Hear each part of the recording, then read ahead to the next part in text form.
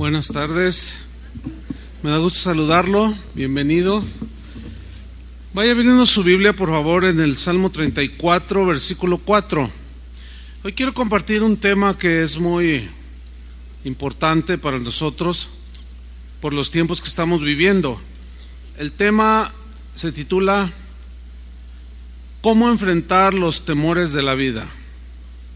Y vamos a leer el Salmo 34, versículo 4. Van a aparecer los textos ahí en la pantalla. Usted puede seguirlos para irnos con más celeridad. Dice el Salmo 34: Busqué a Jehová, y Él me oyó, y me libró de todos mis temores. ¿De cuántos temores? De todos. Los tiempos, hermanos, que estamos viviendo son tiempos difíciles. Esa es la realidad. Estamos viviendo tiempos llenos de situaciones difíciles que provocan temor en los corazones de las personas. Pero los cristianos no estamos exentos de ser afectados por esos temores. De pronto nos vemos también atrapados por esos temores que surgen cuando empezamos a ver lo que sucede a nuestro alrededor. ¿Qué padre de familia, qué madre de familia no siente en estos momentos temor de enviar a sus hijos al colegio? Después de enterarnos de lo que sucedió allá en Monterrey, toda una tragedia. Hay algunos que son tan felices que ni saben qué sucedió, nada. Son felices, pero no, tenemos que estar atentos a lo que sucede a nuestro alrededor. Sí, hay mucho temor. ¿Por qué padre o madre no ha cruzado en su mente este pensamiento? Ay, si dejo a mis hijos ahí y le meten un tiro en la cabeza. O sea, son temores que se van generando por las circunstancias que estamos viviendo. Otros quedan atrapados, o sea, cristianos, por el temor al ver que aumentan los precios del transporte, las colegiaturas, los alimentos, todo por el gasolinazo que nos dieron, ¿sí? Entonces son cosas que se pueden ir generando en nuestros corazones, y los no cristianos pues se ven atrapados en los temores, pero nosotros no somos inmunes a eso. Los psicólogos han identificado cerca de 7,000 temores. Te los describen de uno por uno.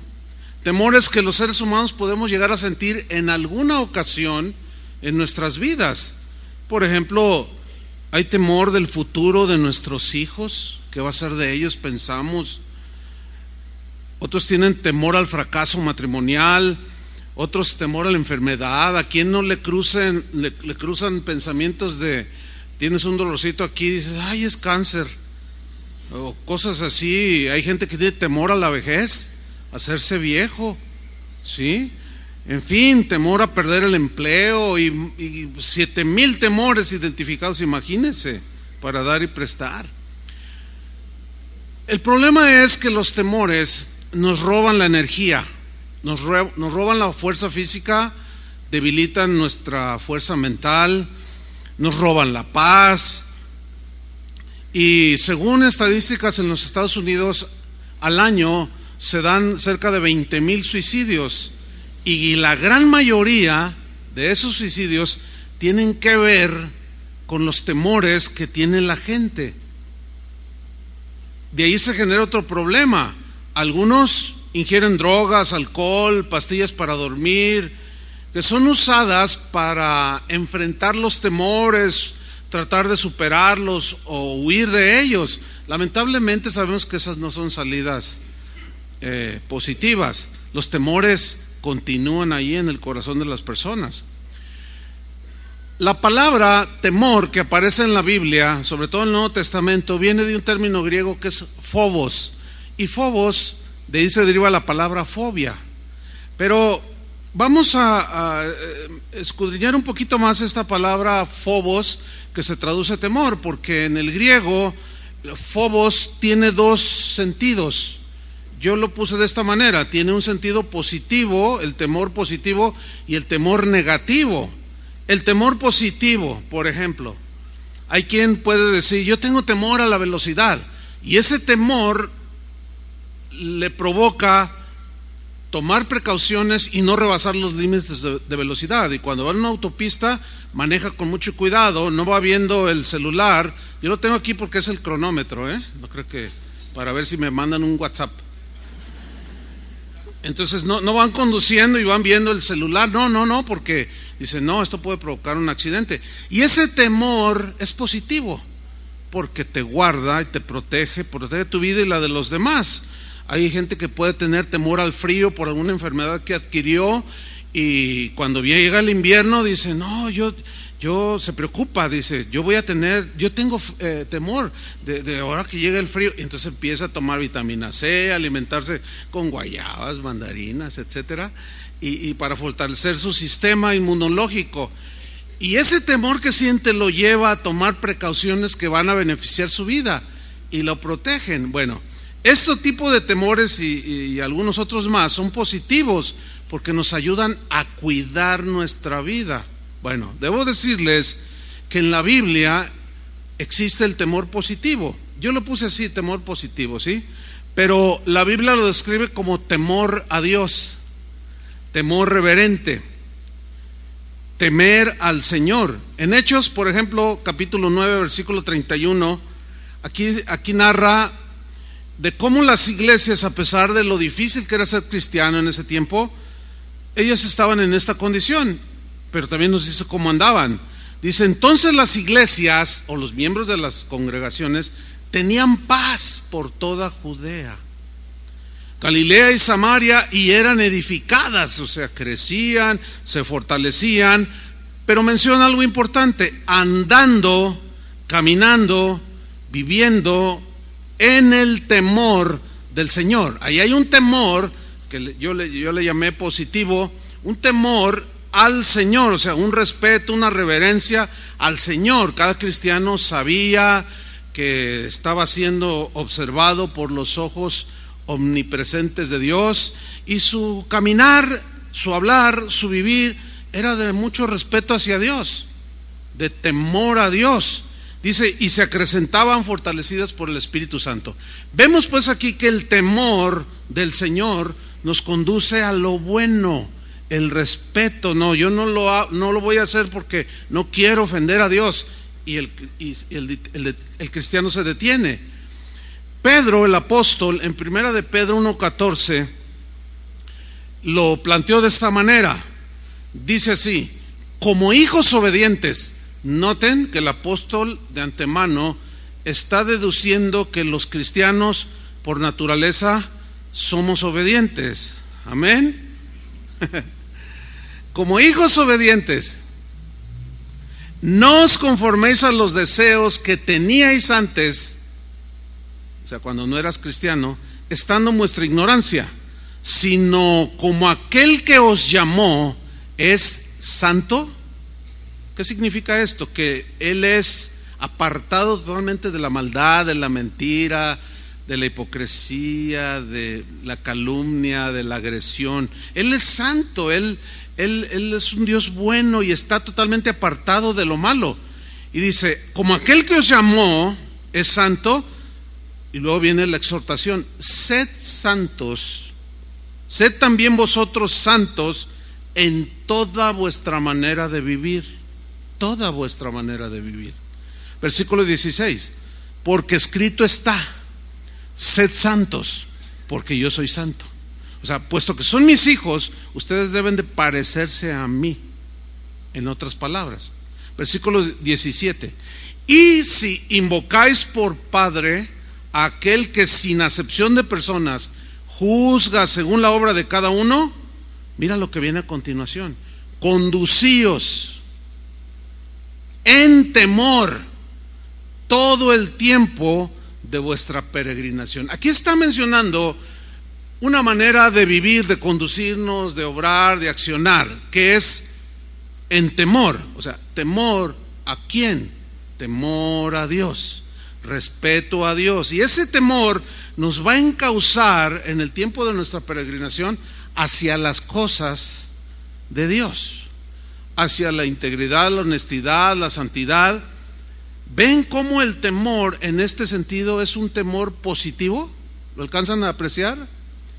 El lado positivo del temor solo es un distintivo del cristiano. El no cristiano no puede tener este lado positivo del temor. ¿Por qué? Porque un no cristiano pues no puede experimentar el lado positivo del temor simple y sencillamente porque no respeta a Dios. Porque no lo respeta, mucho menos le obedece. Por consecuencia es un irreverente, o sea, no tiene reverencia a Dios, no tiene respeto a Dios. Entonces, él, un no cristiano, un no creyente, no puede tener un respeto positivo en relación con Dios, puesto que no lo toma en cuenta, no lo ama, no lo obedece, entonces no le tiene temor. Entonces, él tiene temor negativo que lo conduce hacia caminos no buenos. En Filipenses 2:12, el apóstol Pablo mencionó algo muy importante, una instrucción apostólica. Dice: por tanto, amados míos, como siempre habéis obedecido. Los filipenses se distinguían por ser cristianos obedientes. Pero luego Pablo toca un punto que se da muy a menudo, porque los seres humanos tenemos ese error de querer quedar bien con la gente y actuamos bien cuando nos ven. Y Pablo toca ese punto, fíjate, y dice: por tanto, amados míos, como siempre habéis obedecido. Siempre, eran muy obedientes. Dice: no como en mi presencia solamente. En otras palabras, no solo cuando yo estoy ahí presente con ustedes se portan muy bien, hasta aureola les sale. No, dice: sino mucho más ahora en mi ausencia. Y luego menciona otra exhortación apostólica: ocupaos en vuestra salvación con temor y temblor. ¿Qué significa ocuparse en la salvación? Significa ocuparse en aquellas cosas que se derivan del hecho de haber sido salvados por gracia, por medio de la fe. Necesitamos los cristianos ocuparnos en las cosas que tienen que ver con uno que ha sido salvado, que es la obediencia, la rectitud, el amor al prójimo, el amor a la esposa, al esposo, la educación de los hijos, la santidad. Eso es lo que significa ocúpense en vuestra salvación. Pero luego nos dice el ingrediente que es el que nos va a dirigir hacia esa ocupación: el temor. Notan que el temor, una vez más aquí, nos está impulsando hacia las cosas que Dios quiere que caminemos. Entonces vemos pues que el temor a Dios solamente lo puede tener alguien que es cristiano. Uno cristiano no se distingue por ser así. Ahora bien, dentro de lo que Jesús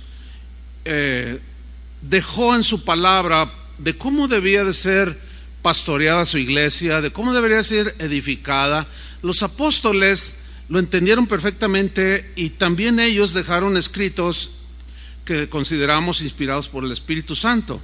Bien, hay 3 cartas que son 1 Timoteo, 2 Timoteo y la carta a Tito. Estas 3 se les conoce o se les ha llamado a través de la historia como las cartas pastorales. ¿Por qué?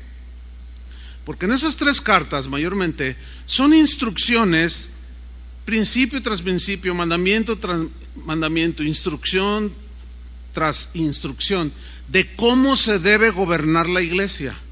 O sea, a los que se nos delega esa autoridad, ese privilegio, pero también una gran responsabilidad. Y en uno de esos instrucciones que Pablo le da al joven pastor Timoteo, menciona la disciplina y la relaciona con el temor, y hace la siguiente declaración. 1 Timoteo 5:20 dice: a los que persisten en pecar, repréndelos delante de todos, para que los demás también teman. Miren, aplicar la disciplina para los pastores es un asunto difícil. Se los voy a ilustrar de esta manera. ¿Cuántos de ustedes son padres de familia? ¿Tienen sus hijos? Ok. ¿Todos los días se portan bien sus hijos? No. Entonces usted como padre se le ha delegado una autoridad, ¿cierto? que usted tiene que ejercer para encauzar a su hijo, y lo disciplina, le llama la atención, le da sus disciplina, como dice la Biblia, etcétera, etcétera. Pero ¿a quién de ustedes como padres les gusta darle disciplina a sus hijos? A mí no me gustaba disciplinar a mis hijos, pero era necesario disciplinar a mis hijos. Ahora, cuando usted disciplina a sus hijos, a ellos tampoco les gusta la disciplina, ¿verdad que no? Y ellos reaccionan como niños que no saben procesar, no saben entender de que cuando usted los disciplina es por su bien, porque buscamos el bien de ellos. Cuando les llamamos la atención, cuando les regañamos, cuando les prohibimos, anhelamos y deseamos su bien, ¿sí o no? Ok. El problema se genera para los padres de familia porque se genera un problema. ¿Cuál es? Es el siguiente: los niños no por su calidad de niños no pueden procesar que la disciplina, el castigo que los padres ejercen sobre ellos son para formarlos. Ellos no lo procesan. Ellos reaccionan de esta manera y dicen: ya no me quieres, dicen ellos, ¿verdad? ¿Les ha dicho así su hijo? Y luego: me voy de la casa. Y agarra su maletita roja y se sale, ¿verdad? Así. Y usted le dice: no, hijo, sí te quiero, sí te amo, pero precisamente porque te amo te tengo que disciplinar. Por cierto, este domingo no te voy a dar un peso para que gastes.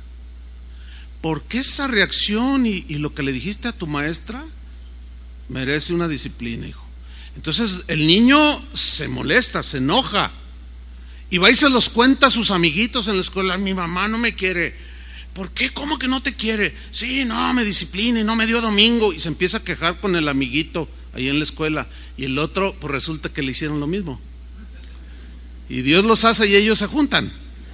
Entonces se complica porque luego los amiguitos dan malas consejos, y luego ahora con la era del internet ellos se meten a buscar allí situaciones y no te dejes de los padres y que tú tienes tus derechos. Un niño de 5, 6, 7, 8 años, ¿no? Y se ponen a discutir todo ese asunto. Entonces se genera un problema de rebeldía. Mire, eso mismo lo voy a trasladar a la congregación. La congregación es un grupo de gente que ha sido perdonada y lavada con la sangre de Cristo. Y se forma una congregación como esta y otras muchas. Pero hay principios que la Biblia están muy claros de que debe de haber disciplina en la casa del Señor. El problema es que a los pastores nos toca ser como en el caso de los padres, de aplicar la disciplina. Y como hay de todos niveles espirituales en una congregación, hay los pequeñitos en Cristo, los niños en Cristo, los adolescentes en Cristo, y siempre hay gente también que ya va madurando y otros ya están maduros. Pero se genera un problema cuando los pastores, que según la Biblia velamos por vuestras almas, según Hebreos, porque nosotros somos los que vamos a dar cuenta de su estado espiritual de ustedes, así como ustedes como padres con sus hijos van a dar cuenta de sus hijos. Entonces trasladamos ese complejo problema y se genera una situación de que nos damos cuenta al observar y al estar cuidando el rebaño que algunos pues no tienen comportamientos de acuerdo a un cristiano. Entonces pues nosotros se nos delegó la autoridad, y como padres a hijos les decimos y les llamamos la atención, o los reprendemos o los disciplinamos. Hay distintas formas de disciplinar en la iglesia. Pero el problema se complica porque así como los niños no procesan, entonces dicen: no, en esta congregación no me aman, dicen los niños en Cristo. Entonces, no, sí los amamos, y precisamente porque los amamos, los disciplinamos y queremos formarlos. Pero el problema está que luego se juntan, así como los niños que se van a la escuela y le platican a sus amiguitos: no me quieren. Y el otro dice: a mí tampoco. Pues Dios los hace y ellos se juntan, y aquí también, ¿verdad? Alguien que ha sido disciplinado, reprendido, llamado la atención, pues no está a gusto. porque lo disciplinaron. Entonces se encuentra 2, 3 por ahí que quizás también fueron disciplinados. Y mire qué cosa, quién sabe cómo sucede esto, pero se encuentran. Es algo muy extraño. Oye, me hicieron esto, me quitaron de esto, y no, sí, aquí abusan, no, sí, a mí me lo hicieron más fea. Y empiezan, ¿sí? Entonces, hoy para los pastores se nos ha complicado mucho el ejercer la autoridad para la formación de los cristianos. ¿Por qué? Porque se potencializa en sentido negativo por el hecho de que las redes sociales están al alcance, hasta los niños lo manejan ya. Hay niños de 5 años que saben manejar más un teléfono, y a veces los abuelos, a ver hijo, dime cómo se pone la cámara, y el niño hasta sin ver, está viendo la tele, ahí está abuelo. Son tremendos. Entonces, ellos al no procesar, un cristiano o un joven o alguien que no está maduro en Cristo, al no saber procesar que es para su bien la llamada de atención, la disciplina, pues se junta con otros 2, 3 que consideran que están igual, hablan entre ellos y arman su página de Facebook y empiezan a decir un montón de cosas y nos complican la vida. ¿Sí o no, pastores? Mira, aquí está el pastor de San Antonio, Bravo, el hermano Bravo, está Raúl con Rocío, su esposa, de Los Cabos, está Miguel y Mari de allá de Portland, Oregon. ¿Sí o no? No, están felices con lo que estoy diciendo. Nada más que están pensando, ¿y por qué no lo dices allá a los míos? Ustedes díganles, ustedes enseñen. ¿Sí o no se complica, pastores? Es difícil. Y bueno, Pablo, vean la instrucción: a los que persisten en pecar, o sea, que se les llama la atención, se les dice y no hacen caso, y siguen. Bueno, es como con sus hijos. Usted sigue insistiendo, ¿no? Hijo, que no hables así, hijo, que no respondas así, etcétera. También nosotros. A los que persisten en pecar, repréndelos delante de todos. Llega un momento en que hay una reprensión. A veces los encuentra uno así en grupitos y pues, pasa cosas y hablando cosas. Luego, oye, ¿qué están hablando? Hermano, ya te hemos dicho que no contamines el corazón. Sana ya tu corazón de todos tus rollos que traes. Ya hablamos contigo, pero sigue y sigue. Entonces es una reprensión ahí con los que están. Pero también puede ser tomado mal. No, ¿y por qué me avergonzó delante de todos? ¿Qué dice la Biblia? ¿Lo dice o no lo dice? Yo sé que esto no les gusta, como a los padres no les gusta disciplinar a sus hijos, pero eso dice la Biblia, hermanos. ¿Qué vamos a hacer? ¿Vamos a ignorarlo?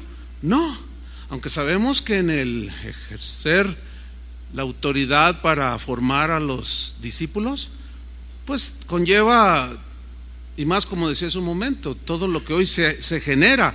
Y Pablo dice, repréndelos delante de todos, pero miren lo que dice a continuación: para que los demás también teman. ¿Qué significa esto? Ellos van a decir, oye, ¿es en serio aquí en casa de oración, verdad? Claro que es en serio. Hay lugares donde quizás no sea en serio.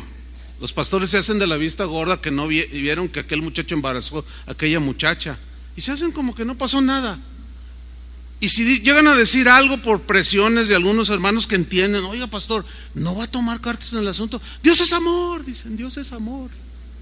Y al rato vuelve a embarazar a otra, pero ese pastor va a dar cuentas a Dios de no haber ejercido la disciplina, así como, para que se oiga bíblico, así como vosotros daréis cuentas a Dios por vuestros hijos, a quienes Dios les confió, a ustedes. ¿Van a ejercer la disciplina en su familia? Deben ejercerla.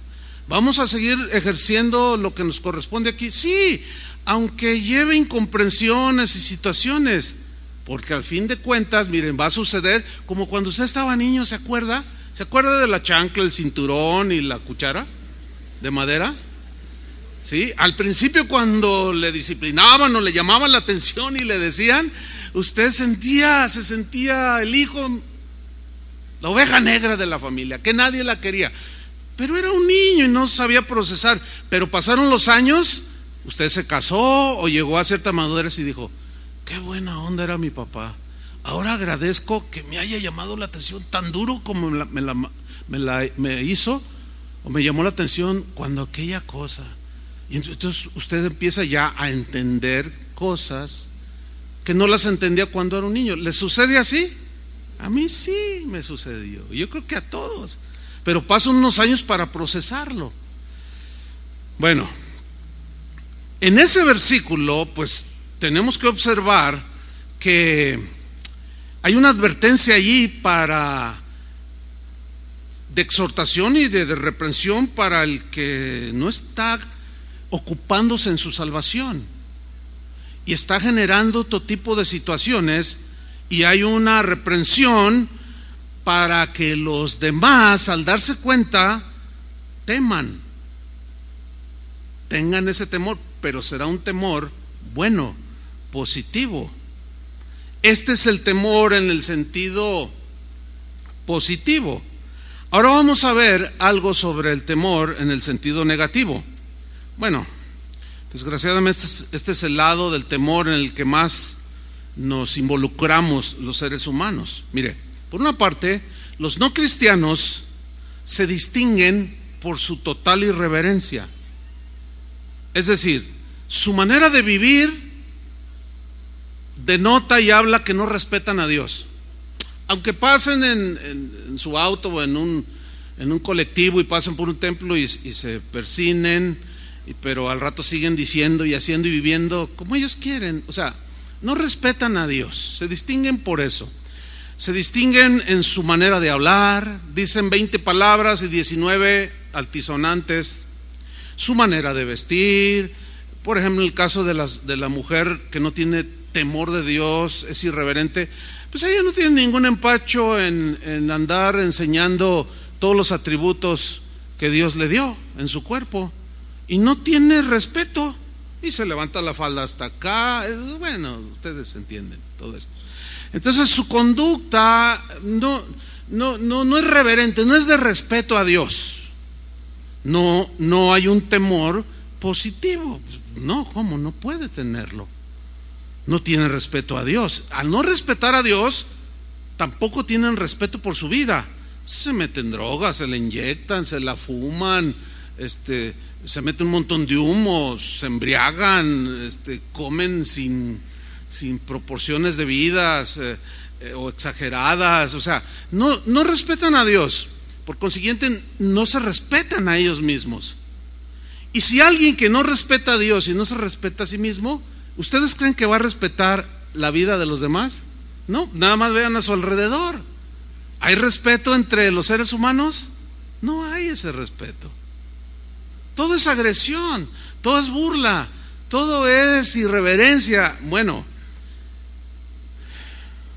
ellos no tienen temor de Dios. Entonces no es un distintivo el temor positivo en ellos. Pero fíjense que precisamente estas personas que no tienen respeto a Dios, ni a ellos mismos ni a los demás, son precisamente aquellos que de pronto se ven envueltos en temores, 7,000 temores. ¿Saben ustedes que el Señor Jesús habló de que previo a su retorno, ¿cuántos lo esperan? Previo a su retorno, el mundo, la gente que vive en el mundo estaría llena de temores, de tal manera que el corazón de los seres humanos se desfallecería, desmayaría. Pero Él lo dijo de aquellos que no tienen temor a Dios. Vamos a ver esas escrituras. Vamos a Lucas 21, versículo 25.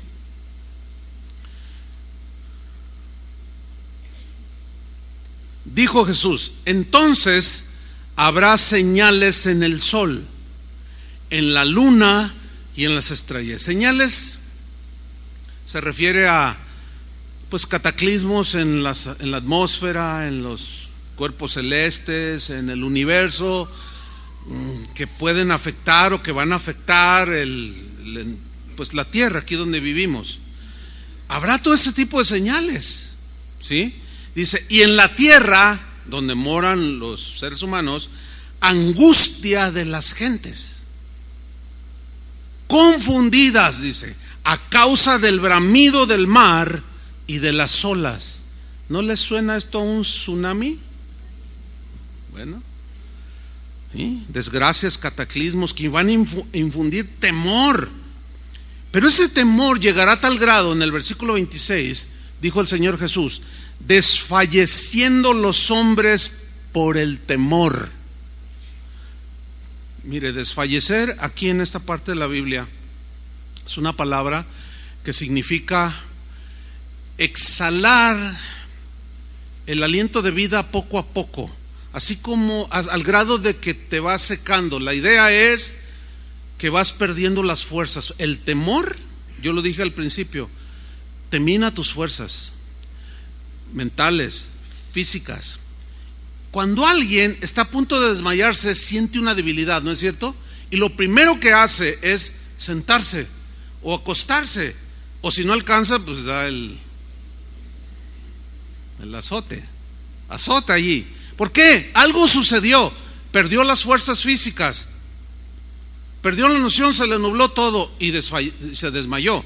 Bueno, fíjate, el temor tiene este terrible poder de provocar que una persona que se envuelta en temores llegue al desfallecimiento. No tiene fuerzas, en el caso, hablando espiritualmente, no hay fuerzas para enfrentar las fuerzas del mal. Hay debilidad espiritual. ¿Por qué? Porque los temores lo han abrazado, lo han atrapado y ya lo inhibieron. No inhibieron todo eso bueno que hay, que Dios puso en nosotros. En el caso de los cristianos, pierden la paz. ¿Sí? Sigo leyendo. Desfalleciendo los hombres por el temor y la expectación, o sea, de lo que ellos saben, hay una expectativa de qué, dice, de las cosas que sobrevendrán en la tierra. Le voy a decir algo, hermano. Los gobiernos de los países alrededor del mundo no nos dicen la verdad. La verdad de la balacera en Playa del Carmen, en Cancún, allá en aquella zona de Quintana Roo, lo que salió en la televisión, hermanos, no es la realidad. ¿Está consciente de eso o no? ¿Por qué no nos dicen que un asteroide está a punto de estrellarse con la Tierra y no, hay muchas cosas que los gobiernos nos ocultan? ¿Saben por qué? Porque ellos dicen, su argumento es para que la gente no entre en temor y en pánico. Imagínense, ahora, si aún así la gente está envuelta en temores, imagínense que nos dijeran toda la verdad. Si nos dijeran toda la verdad de cómo está la condición en nuestro país, la verdad, la realidad. Hermanos, algunos quizás hasta escaparían de esta vida por la puerta falsa. No estoy exagerando, El punto aquí es que el Señor está diciendo muy claro que previo a su regreso se van a dar estas situaciones. Yo les he venido diciendo, por lo menos en los últimos 10 años, que las cosas no van a mejorar. Algunos se me acercaron, yo los entiendo y bueno, uno es paciente, ¿verdad? Y pastor, no, ¿cómo? Confiese positivo, no sea fatalista.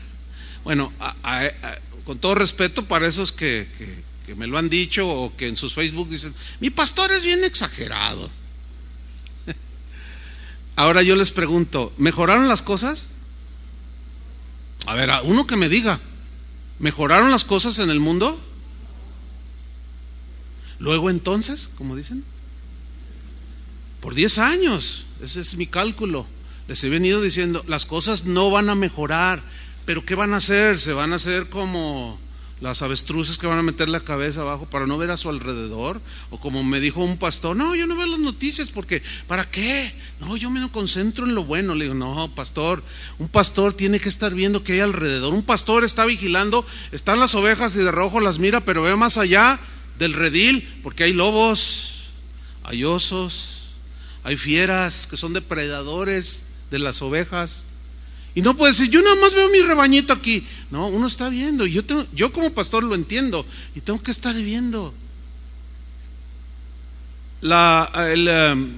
El día que sucedió la tragedia de Monterrey, del chico que le disparó a sus compañeros, en la noche yo vi un programa, estaban entrevistando en un canal, estaban entrevistando a una muy respetable psicóloga aquí, pues de Monterrey, y ella estaba así, su expresión era esta, o sea, estaba en shock. Y le pregunta a la entrevistadora: ¿qué opina usted? Dice: es que no hay registro de esto en nuestro país. Estoy muy preocupada como psicóloga y pedagoga. Estoy muy preocupada porque pues esperemos que no vuelva a suceder. Hermanos, es el principio. No soy fatalista, porque en todo caso el fatalista es Jesús, que está diciendo que todo se va a volcar de tal manera que la gente va a estar así llena de temor. No, es la realidad, hermanos.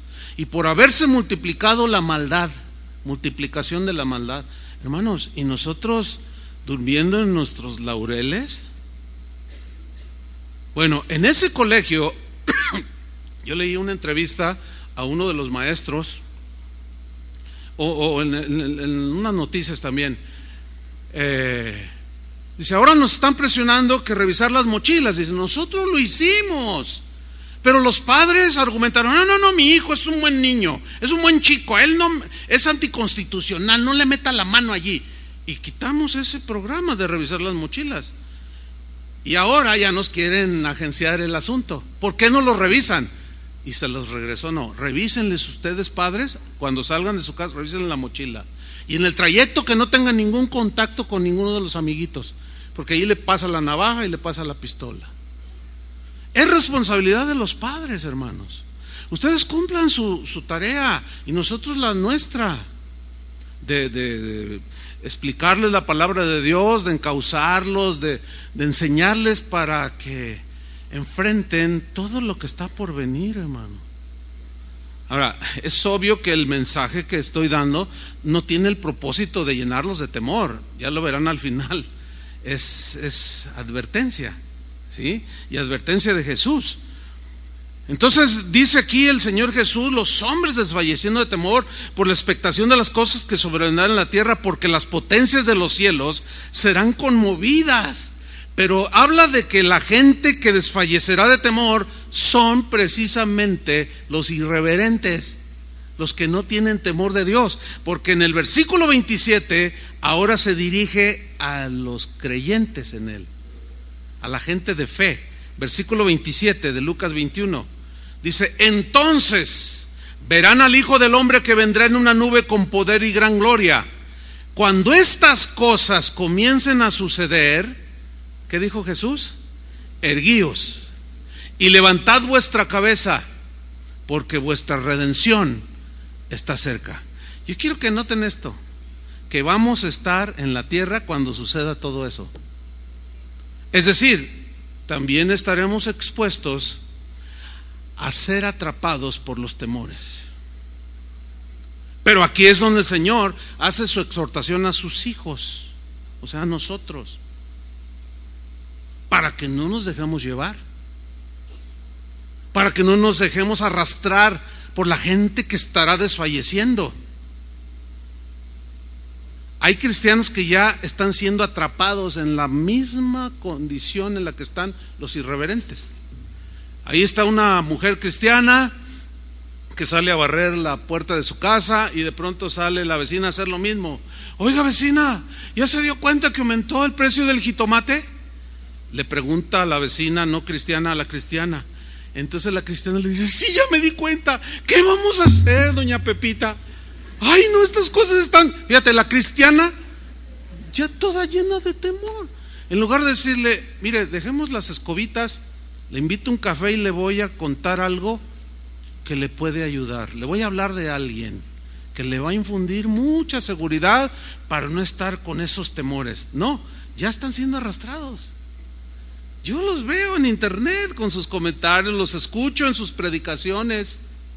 No, hermanos, no. Aquí dice claramente: cuando estas cosas empiecen a suceder, levanten su cabeza, ya pronto, ya vine por ustedes. Por eso el salmista en el Salmo 46, versículo 1, en la versión al día, se lee de esta manera: Dios es nuestro amparo y nuestra fortaleza, nuestra ayuda segura en momentos de angustia. ¿Nuestra ayuda qué? Segura. Fíjate el versículo 2, cómo lo liga esa frase, por eso. O sea, porque Él es nuestra fortaleza y nuestra ayuda segura en momentos de angustia. Por eso no temeremos, aunque se desmorone la tierra y las montañas se hundan en el fondo del mar, aunque rujan y se encrespen sus aguas y ante su furia retiemblen los montes. ¿Qué dice en el versículo 2 al principio? No temeremos. En la versión Reina Valera dice: aunque los montes sean removidos y se trasladen al fondo del mar, o sea, cataclismos. La palabra de Dios, si nosotros la creemos, entre otros propósitos, tiene de infundirnos fe, porque la fe viene por el oír. Entonces hay que estar al pendiente qué es lo que estamos oyendo. Mire, para estar enterado de cómo están las situaciones a mi alrededor, yo tengo que estar viendo y oyendo. Viendo en el caso que vea un noticiero en la televisión, y a veces es tan negro el panorama que tengo que apagarle. Me doy cuenta, pero y luego, Señor, y luego viene a mi mente textos como estos. Bueno, sí, las cosas se vendrán terribles, pero no temeremos, porque tú estás con nosotros. Sin embargo, hay temores, pues que no solo los no cristianos tienen, también y muchas veces los cristianos somos atrapados en esos temores. Uno de los temores que yo diría universales, que es propio de todo ser humano, es el temor a la muerte, temor a morir. Y general, bueno, dicen que México es un país que bromea mucho sobre la muerte. Sí, pero detrás de eso está el miedo. Y para apaciguar un poco ese temor, se cuentan chistes de la muerte y calaveritas y que no sé qué, pero en el fondo existe ese temor a la muerte. Usted háblele de la muerte a alguien y dígale así: no, oye, ¿tú has pensado cuándo te vas a morir? ¡Ay, qué tema! No, ¿por qué me hablas de eso? No hablemos de eso, hablemos de cosas más amables, dicen. Pero haz la prueba hoy en la tarde y vas a ver lo que te dicen. En general te van a decir: no, de que, ay, oye, no me asustes. No te asustes, que un día te vas a morir. Ay, oye, ¿qué traes? O sea, es un temor que está ahí anidado. Fíjate lo que dice Hebreos 2:14. Pero es un temor que también desgraciadamente arrastra a los cristianos cuando no estamos con conocimiento o en un buen entendimiento. Dice Hebreos 2:14 en la versión en lenguaje actual: puesto que esos hijos son de carne y sangre, o sea, humanos, Jesús también experimentó esta misma condición, o sea, hombre, todo Dios, todo humano, y al morir, muerte física, le quitó su poder al que reinaba por medio de la muerte, es decir, al diablo. Mira cómo dice el versículo 25 en esta versión: de este modo, o sea, por medio de la muerte de Jesús, le quitó a Satanás el dominio de la muerte, porque al morir y resucitar ya no tiene poder la muerte. Y Satanás, que fue quien provocó que el hombre pecara y la paga del pecado es la muerte, pues todos estábamos así con un temor a morir, porque hay un cielo y un infierno. Y había ese temor. Dice: de este modo liberó, versículo 15, de este modo liberó a los hombres que por miedo a la muerte permanecían esclavos en todos los aspectos de su vida. O sea, ese es un temor que yo me he encontrado con cristianos que tienen temor, un pavor a la muerte, pero es un temor innecesario, porque de todos modos te vas a morir. ¿Me dejan tomarles una foto? Miren, es muy interesante porque Algunos tienen una sonrisa en los labios, esos están yendo más allá. Están, voy a estar con el Señor. Y otros están así como, no pienso morirme. No, pues aunque no lo pienses. Mira, los cristianos, bueno, ¿cuántos son cristianos aquí? Bueno, los cristianos tenemos suficientes razones para no estar esclavizados al temor a la muerte. Nada más les voy a dar brevemente un ejemplo. 2. 1. Pablo, Filipenses 1:21, dijo así: porque para mí el vivir es Cristo y el morir es ganancia. Generalmente cuando alguien está a punto de ser sepultado dicen, ay, pues sufrimos la pérdida de fulano de tal. En el caso del cristiano, al menos los cristianos durante los primeros 300 años no tenían ese concepto así como ambiguo, como que los cristianos de hoy no tienen ese concepto bien asimilado como lo tenían los primeros cristianos. Pablo les decía a los corintios, miren, los veía tan inmaduros, tan faltos de sabiduría, eran duros para aprender, que una vez les dijo, miren, no sé qué, estoy en un estrecho, no sé qué hacer, si quedarme aquí y estar con vosotros o partir con el Señor, lo cual sería muchísimo mejor. ¿Por qué dijo sería muchísimo mejor? Porque allá en el cielo ya no hay llanto, ya no hay tristeza, ya no hay dolor, ya no hay nada, se acabó el sufrimiento y estamos en la misma presencia de Dios. Pero fíjense el amor de Pablo por los niños, que si hubieran tenido Facebook lo hubieran despedazado más. Dice, pero por causa de ustedes, porque están bien inmaduros todavía, yo necesito ver los que han crecido, estoy en estrecho, yo me quiero quedar aquí, pero también me quiero ir, pero el Señor me conceda un tiempo más aquí con ustedes para verlos formados. Pero lo dice, estar con Cristo sería muchísimo mejor. Claro que es muchísimo mejor. Por eso Pablo hablaba de la muerte como una ganancia. No se pierde nada. Una ganancia.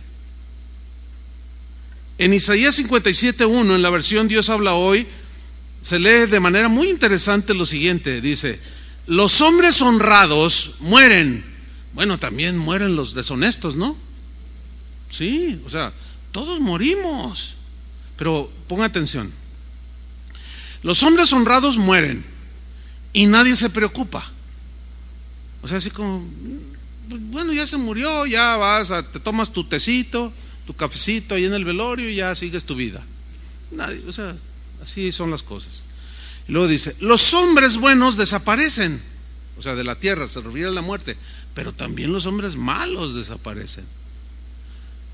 La diferencia es que unos se van con el Señor y otros se van al infierno. Dice, los hombres buenos desaparecen. Y miren la frase a continuación, y nadie entiende, aunque está haciéndolo de manera general, pero en realidad es una expresión que quiere provocar un impacto para que nosotros lo entendamos.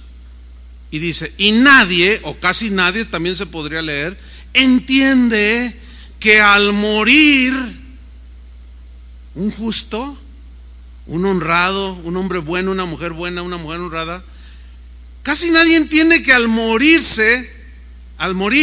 se van libres de los males. Versículo 2, y entran en la paz. Había seguido un camino recto y ahora descansan en sus tumbas. O sea, hablando de que la muerte de un justo es, como dice el rey David, estimada es a los ojos del Señor la muerte de sus hijos. Ante Él es estimado. Él nos quiere tener con Él, porque es nuestro Padre y nosotros nuestros hijos, así como tú quieres tener a tus hijos contigo. Cuando la hija de Adrián y de Martita se tuvieron que ir, después que ella se casó y se tuvieron que ir allá a La Paz, Los Cabos. Uy, pues imagínate, ya le había dado a Adrián, su hija, un nieto. No, yo tengo, por eso lo tengo bloqueado, ya no puedo tomar fotos, tengo como 7,850 fotos del nieto de Adrián, más 15,000 de la nieta de mi hermano, no, ya está bloqueado. Y ya Toña salió en mi auxilio. pues ándele que pues tenemos que irnos para allá. No, Adrián, oye, se va a ir mi hija. Pues estaba triste. Le digo, ¿y? No se ha muerto, pero se va a ir lejos. Le dolía. Dios nos quiere tener con Él. Tenemos que hacer este tipo de reflexiones, hermanos, porque yo sí me he encontrado con cristianos que sí tienen temor. Se enferman y pastor, ore por mí, pero y empiezan, es que no me quiero morir, hermano, es que, y desesperado. Oye, a ver, cálmese, hermano. Si usted se muere, ¿a dónde se va? No sé. O sea, ¿están tan bloqueados por el temor? Sí, están tan bloqueados por el temor que ya no piensan con claridad. A ver, ¿cómo que no sabe? ¿Tiene a Cristo en su corazón? Bueno, hermano, usted me conoce, tengo 15 años en la congregación. Le digo, usted es un buen cristiano. Si tú te mueres, te vas con el Señor y ya no te va a doler nada. Y mira, los que nos quedemos aquí, pues seguimos luchando. Entonces, aquí la palabra de Dios nos está diciendo que no debemos de tener esos temores, porque eso, hermanos, nos minan las fuerzas.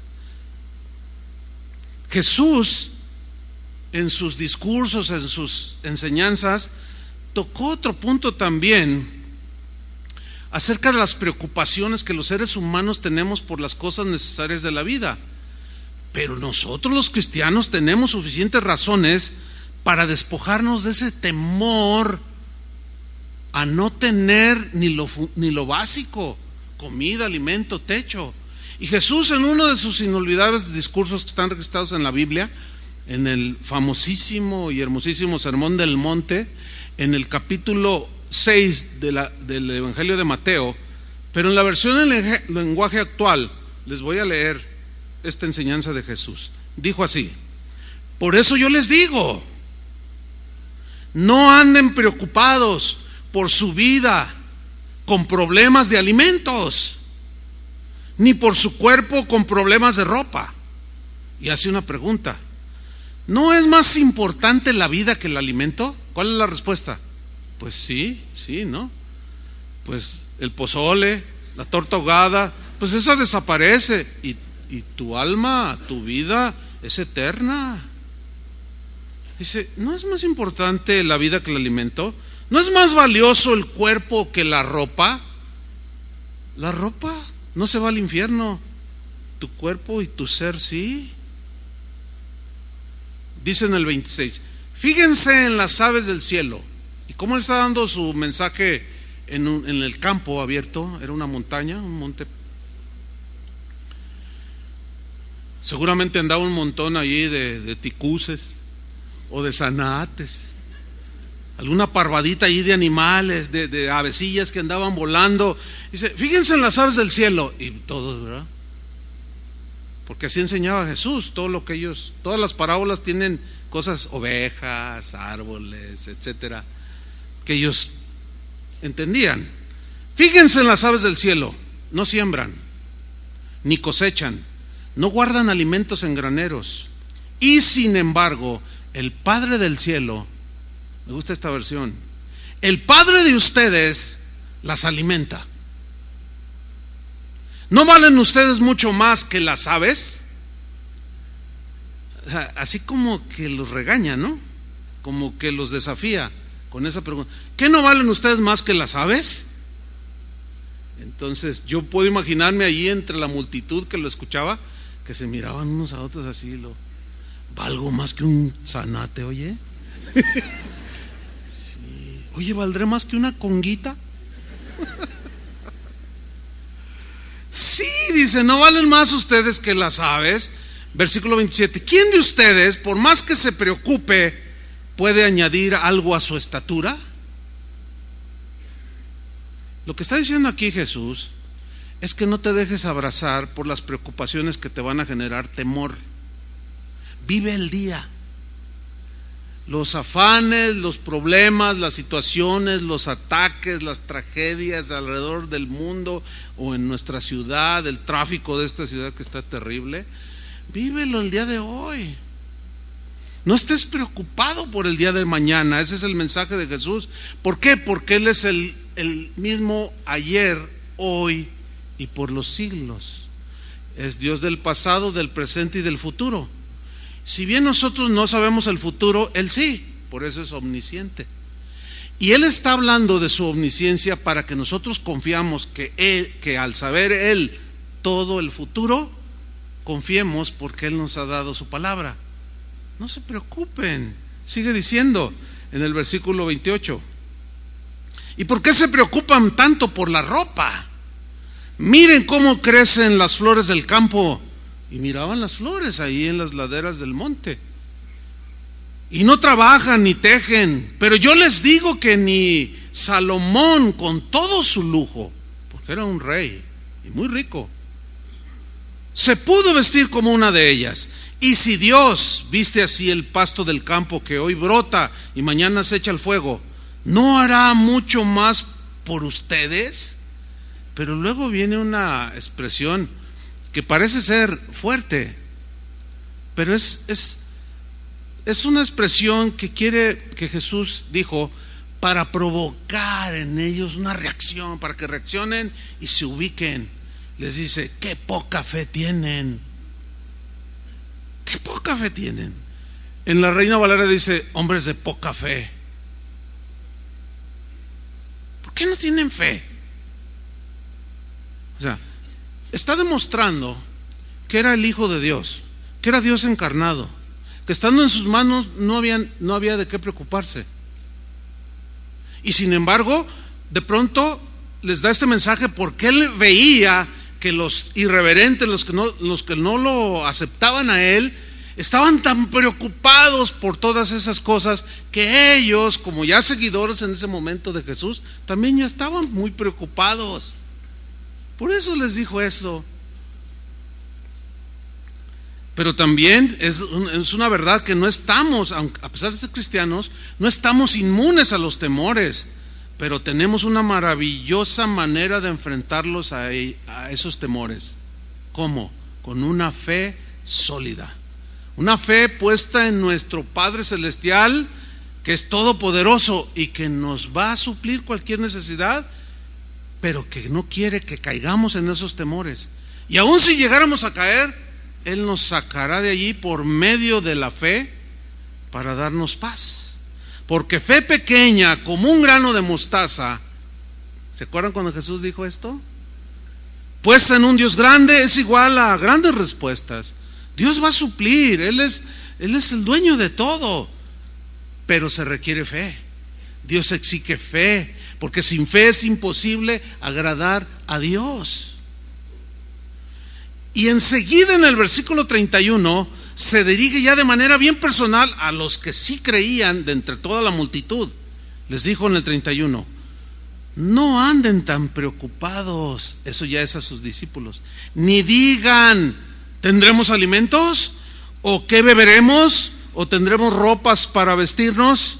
Mira el 32, los que no conocen a Dios, y había muchos ahí infiltrados. Dice: los que no conocen a Dios se afanan, se preocupan por esas cosas. Esa preocupación nos lleva a tener temor del mañana. ¿Qué comeremos? ¿Qué vestiremos? ¿Qué vamos a hacer? Nuestros hijos, nuestro trabajo. Pero el Padre del cielo, Padre de ustedes, sabe que necesitan todo eso. Él ya lo sabe. 33. Por lo tanto, busquen primero el reino de Dios, o el reino y la justicia de Dios, y les darán también todas esas cosas. La Reina Valera dice: y les serán añadidas todas esas cosas.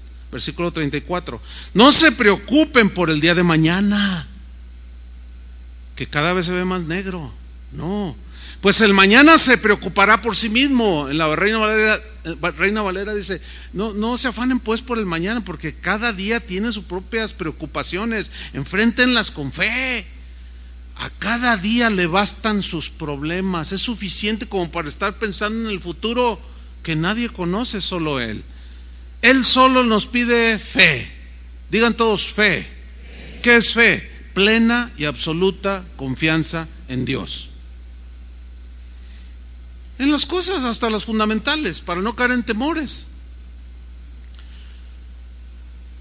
Cuando recién iniciaba Casa de Oración, después de un par de años, viví una experiencia con una persona que se congregaba en aquellos años, de esto hace más de 30 años, que les voy a contar. Habrán escuchado quizás en alguna ocasión la historia, pero un hermano se me acercó y me dijo: pastor, perdí mi empleo, dice, y en mis ahorros nada más me alcanza para 15 días. Ore por mí para que Dios supla. Dije: claro, por supuesto. Y oré por él y le di algunos textos, en fin.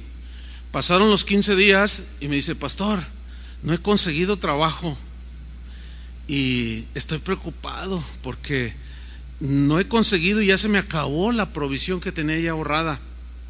Entonces yo le dije: mira, vamos a orar, Dios no te va a dejar, pero necesitas confiar en el Señor. Y me dice: sí. Y oré por él. Llegó a mi casa porque éramos vecinos en ese tiempo. Eso fue en la mañana. En la tarde llega corriendo y golpeó así, tocó con la mano abierta y pues hace más escándalo, ¿no? Y luego yo, entonces me asomo y dice: pastor, está pasando algo en mi casa, algo tremendo. Y estaba así como sorprendido. ¿Qué es? Venga, vamos. Y hasta corrimos. Bueno, en aquel tiempo todavía podía. Todavía. Bueno, entonces llegamos y yo esperaba ver en la sala una despensa de este tamañote. Entonces yo miro, ¿qué está pasando? No veía nada. Pero hay algo. Cuando me dice que ore por él, dice: porque yo ya no tengo, hermano. Estábamos en las mismas condiciones. Él tenía 3 hijos, nosotros todavía no teníamos hijos. Entonces, pues, si yo hubiera tenido, le comparto, pero como no tenía, pues estábamos en las mismas, es que nos juntamos. Entonces entro ahí a la sala, pero no vi cajas de galletas ni nada. Y le digo: ¿qué pasó? Dice: no, acá en el patio, venga. Entonces voy y me asomo y había como 50 codornices. Y le digo: ¿y eso? Dice: no sé, empezaron a caer. Y que nos metemos. Y estando allí, miren, caían las codornices. Lástima que no había todavía estos aparatitos, ¿no? Si no hubiera... Ahí venía un selfie con una cayendo. Era una cosa espectacular, hermano. Las codornices cayendo. Pero mire la reacción. Dice: oye, pastor, ¿no será de alguien que se les escapó? ¿Alguien que las cría y se le abrió la jaula y se le salieron? Y fíjense cómo me contagió. Porque también se contagia a veces el temor. O sea, estaba viendo el milagro, pero era tan maravilloso que le digo: no, pues vamos a ver, a lo mejor si son de alguien. Pues ahí nos tiene, hermano, tocando a 2, 3 manzanas alrededor, puerta por puerta, preguntando: oiga, ¿no son de ustedes unas codornices? A lo mejor se les escaparon. ¿Codornices? No. Y todos nos dijeron que no. Ya cuando andábamos ya cansados, le dije: oye, a ver, ¿qué no oramos en la mañana? ¿Ya viste? No son de nadie. Y nos apenamos. Dijimos: Señor, nos diste un platillo exótico. Codornices. Fíjense cómo a veces aún nos pasamos viendo el milagro. Pero yo quiero resaltar cómo Dios no nos dejó. Han pasado muchos años, Dios siempre ha estado ahí, hermanos.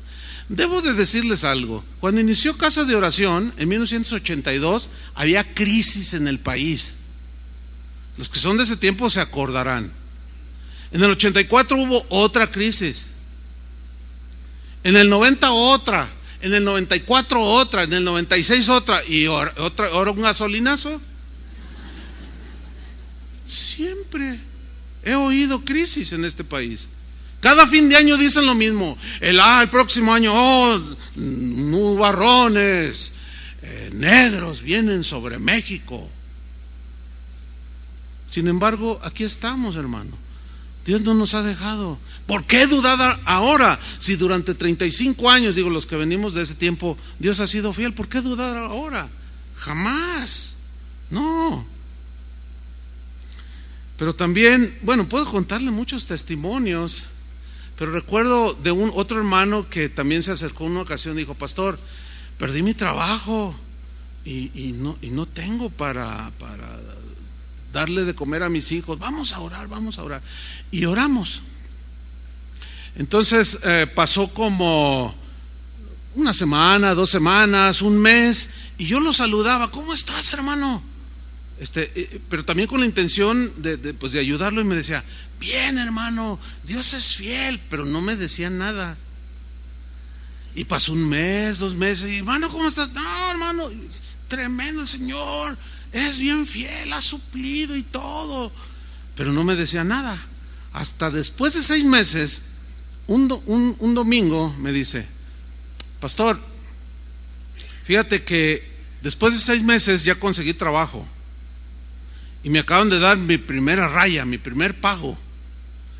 Y yo le dije: después de 6, ¿no tenías trabajo? No. ¿Y qué hiciste? ¿Cómo le hiciste? Bueno, hermano, yo te quiero decir, dice, el tanque de gas de 30 kilos me duró 6 meses. No faltaba, hasta Dios usó al tendero, al vecino que ni cristiano era, porque a veces somos nosotros los cristianos más duros. Y hay gente que ni cristiana es y ve que alguien tiene y va y le lleva. Y si Dios no me dejó. Y mira, en cuanto recibí el primer pago, que se acaba el gas. 6 meses un tanque de gas. Obviamente es alguien que, si tú lo ves ahora, pues es alguien que está con una fe súper sólida. Ahora bien, quiero ser objetivo en esto. Ustedes escuchan este par de historias y otras más, y dicen: ay, qué tremendo, ay, qué bonito. Pero siendo estrictos en cuanto al beneficio de estos testimonios, a ustedes no les sirve de nada, absolutamente de nada. ¿Cómo, pastor? Sí, oír este testimonio aumenta mi fe y me la fortalece. Pero aún así, todavía no genera lo que quiere generar el Señor. No le sirve de nada.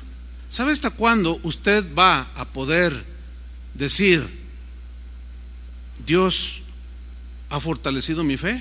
Después de enfrentar sus propios desafíos, sus propios temores. ¿Entiende?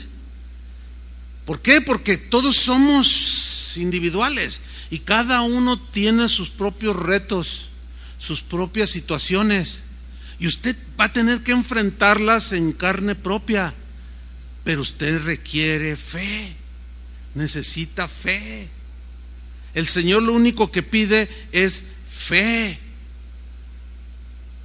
Eso es lo único que pide el Señor.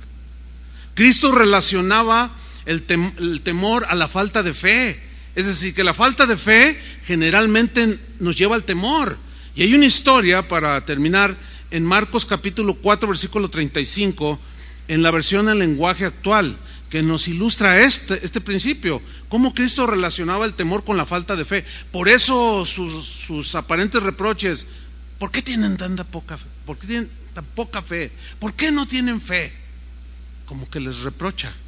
Marcos 4:35, veamos la relación que tiene el temor con la falta de fe. Dice: al atardecer de aquel mismo día, en versión en lenguaje actual, Jesús dijo a sus discípulos: crucemos a la otra orilla del lago. Yo subrayo: crucemos a la otra orilla del lago. Significa que cuando Dios dice algo, se cumple, ¿no? Era imposible que la barca se hundiera con Jesús adentro. Cuando Él dijo: pasemos al otro lado, vamos a la otra orilla, y van a llegar a la orilla. Es algo así como lo que el Señor ha prometido: venir por nosotros, no te dejaré. Pero en lo que viene sucede algo parecido a lo que sucedió en esta historia. Dice: despidieron a la gente Lo llevaron en la barca en que estaba, también lo acompañaban otras barcas. De pronto, ahí está, Él les prometió, vamos al otro lado. Pero en el trayecto, de pronto, Él prometió venir por nosotros, estar con nosotros. Pero en lo que Él llega por nosotros, de pronto nos dan un gasolinazo. De pronto explota no sé qué. De pronto un muchacho saca una pistola y balacea a su maestra y a los niños. De pronto se levantan cosas, situaciones que infunden temor en los corazones. Y aquí está la historia. De pronto se levantó un gran temporal y las olas se estrellaban contra la barca. No sé cuántos han viajado en una barca, pero cuando el mar se pica es horrible. Que se iba llenando de agua. Mientras tanto Jesús dormía en la popa sobre un cojín. Imagínense esto, hasta se acurrucaba. Lo despertaron diciendo: maestro, ¿no te importa que nos hundamos?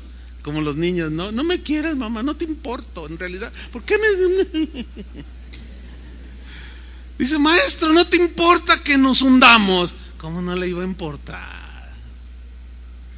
Pero ellos se habían olvidado, por el temor que les embargaba, que les había dicho vamos al otro lado. Se habían olvidado.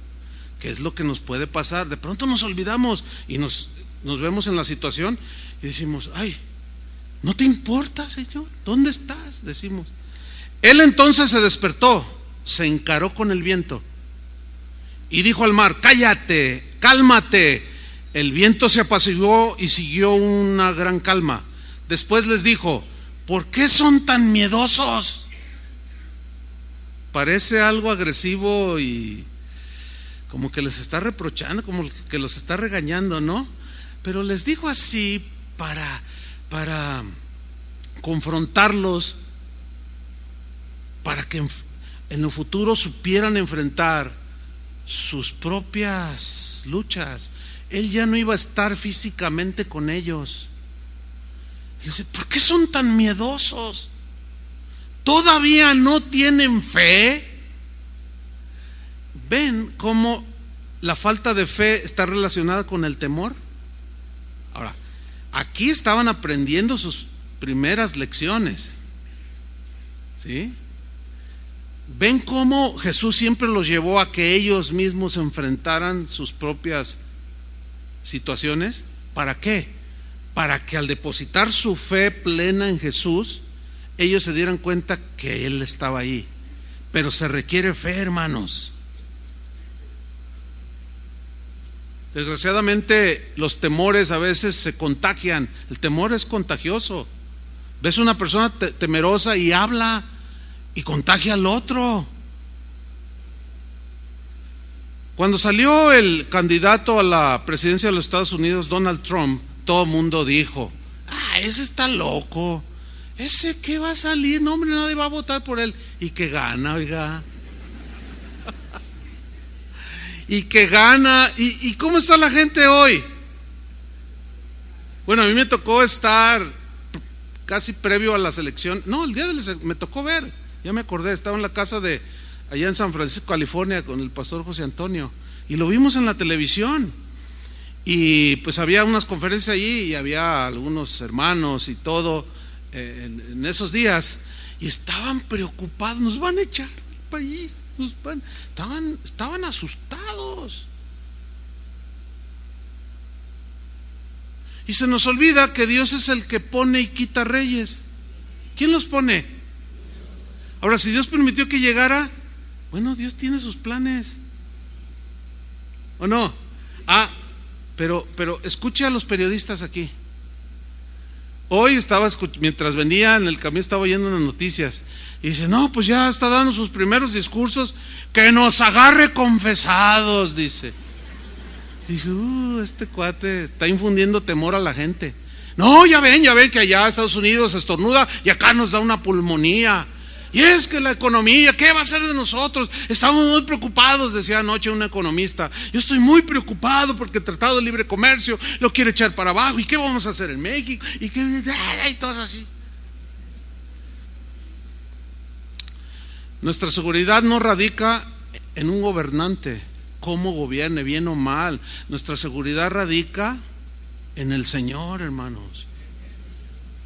Pues Dios quiera que haga bien las cosas por allá, pero ¿y si no qué? ¿Miedo a qué? Y si regresan algunos paisas y son cristianos, pues Dios los va a acomodar, todavía cabemos en el mundo. Sin embargo, yo sé lo que esto implica, porque algunos dicen, ay, qué ligero lo que dice el pastor. Bueno, soy realista, suena quizás ligero porque por la simplicidad de este principio, pero es que es la verdad. Es la verdad. Nuestra confianza está en un presidente electo o en Dios. Si el presidente que fue elegido es de mi satisfacción, entonces estoy tranquilo, gloria a Dios. No es así, hermanos. Ese es un error. No debemos de dejarnos contagiar, hermanos, por el temor que genera lo que se da a nuestro alrededor, mucho menos depender de un político o de los políticos. Ahora sí que nos agarre confesados el Señor. Hermanos, por eso dijo el salmista: busqué a Jehová y Él me oyó y me libró de todos mis temores. Es tiempo de buscar a Dios. Algunos con mayor intensidad. ¿Por qué? Porque han estado un poco ahí despistados de lo que sucede a su alrededor.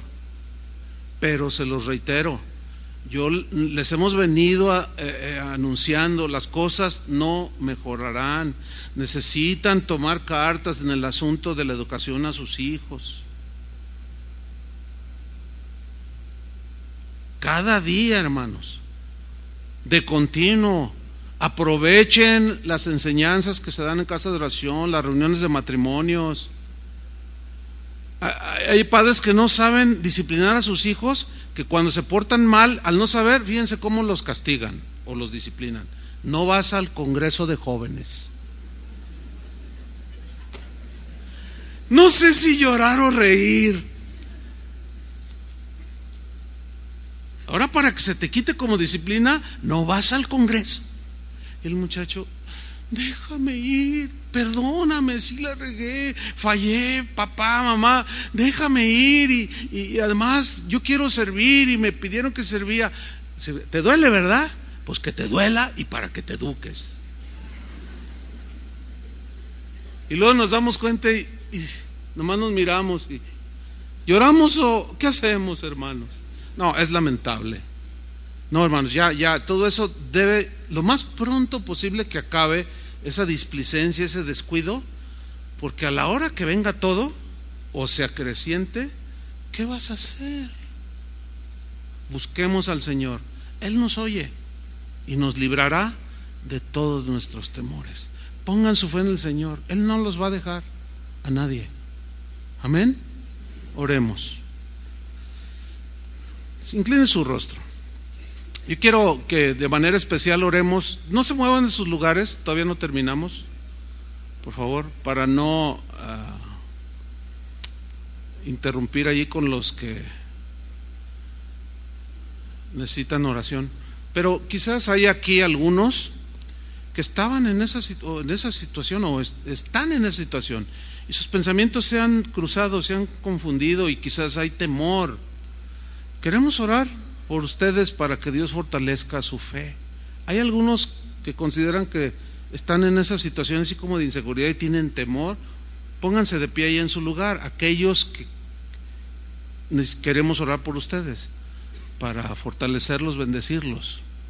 Bien, no son muchos. Bueno, gloria a Dios. Eso me da gusto que estén creciendo, asimilando y tengan su confianza en el Señor. Pero siempre va a haber, hermanos, a cualquiera nos puede pasar, algunos por su corto tiempo conociendo al Señor, otros quizás han escuchado las voces de alrededor o han visto lo que sucede y tienen temor, pero el Señor está con ustedes. Amén, hermanos, los que están de pie, no les va a dejar, pero pongan su fe en el Señor. Yo soy testigo de que Dios es fiel. Y aquí hay un montón, ¿verdad que sí? Dios no nos deja. Así es que vamos a orar por ellos. Ellos son los que en un momento la Biblia habla de que son un poco débiles. Vamos a levantarlos delante del Señor, amén. Levante su rostro los que están sentados, vea a su alrededor, hay algunas personas. Levántese y abrácelos o ponga su mano y oremos por ellos. Padre, en el nombre de Jesucristo te damos muchas gracias.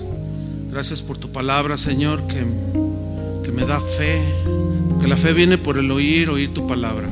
Y fe no solo para salvación, ya la mayoría de nosotros somos salvos por gracia, por medio de la fe.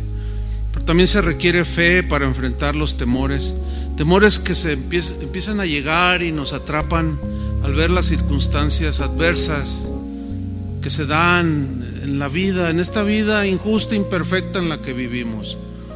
Pero en este momento, Señor, pedimos por nuestros hermanos que están sufriendo, sienten desánimo, quizá desesperación, y los miedos, los temores los han atrapado de tal manera que se desalientan, se deprimen, y al faltarles esta fe son envueltos en sus temores, en esos temores, Señor. Pero en esta mañana